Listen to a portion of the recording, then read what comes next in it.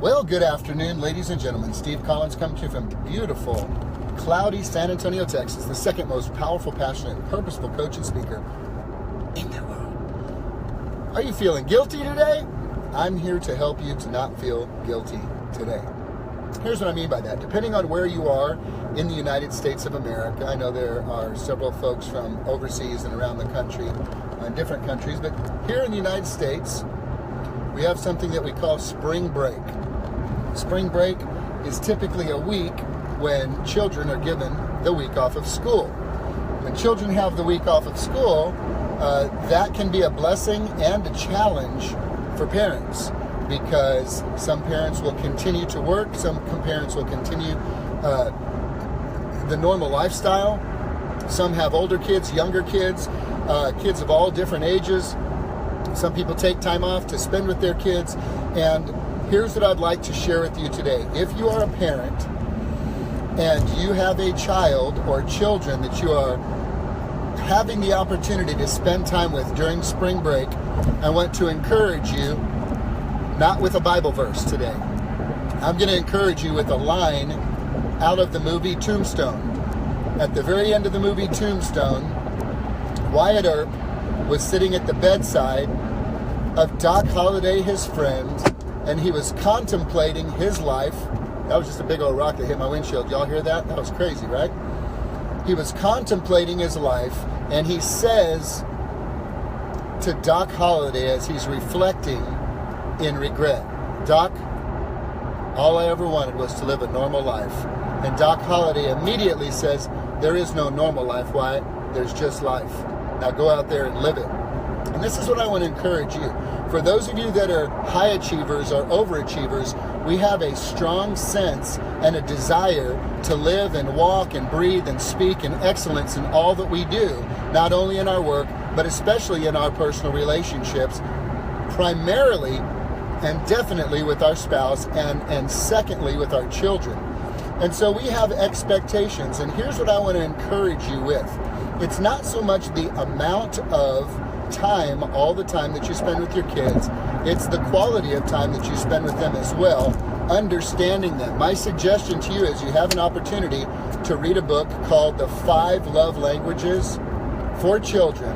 And this book gives you the opportunity to understand what it is that's very specific to your child that really means the most to them. There are 5 big ones. I'll see if I can remember every single one of them. There's physical touch. They might like to be hugged or wrestled with. There's quality time. That means where you really kind of do a one-on-one thing with them. There's receiving gifts, where you bring them home a little something, something, or you get them a little something, something. Doesn't even have to be big or expensive. It's just that it. There are acts of service, where you do something for them, like you do something for them. That may be just something offhand that you just choose to give them.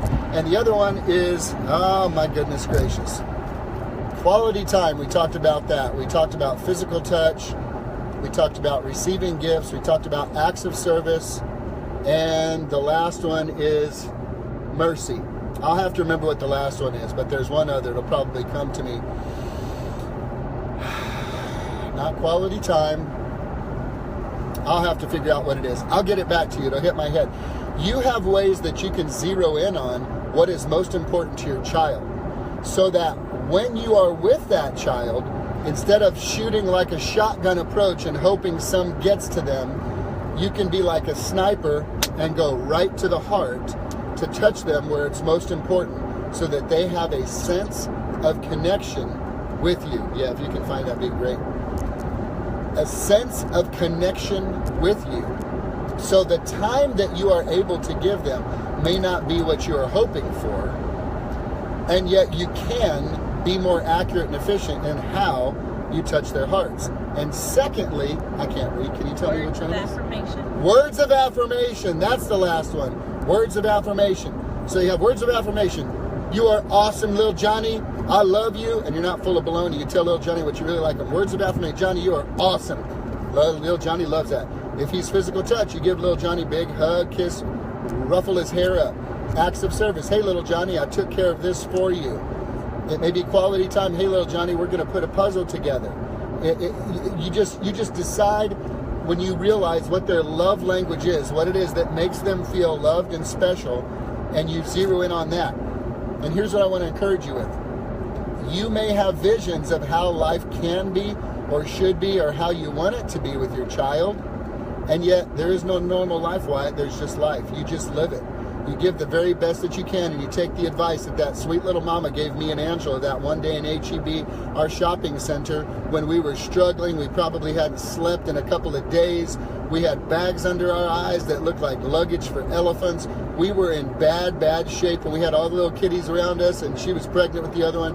And she came over, and she just put her hands on her shoulder, and she says, honey, let me remind you, the days are long, but the years are short. Mamas, daddies, if you have a chance to spend time with your kids during this spring break, please realize two things. Just give the very best that you can. Give them what is most important to them. And any time and attention you give to them is a way to honor them so that you don't have to feel guilty. I didn't spend enough time. I didn't do enough this. I don't have enough to buy them that. I don't have enough to get them this. I didn't get to spend the time I wanted. Give the time to them right according to that bullseye of what really speaks to their heart, and then just give the very best you can. Here's what I have learned raising 7 children. Ladies and gentlemen, it's messy, it's going to be messy, and it's going to be messy. Chaos is part of the equation, but if you can lay your bed on your head at night and know that you went hard in the paint, you left everything on the field out there, and you gave your very best, that is the very best you can do. The second best piece of advice we have to not ever feel guilty about how we're parenting is this. You do your best, and you let God fill in the gaps. He'll always fill in the gaps for you, ladies and gentlemen, and I hope you have a great day.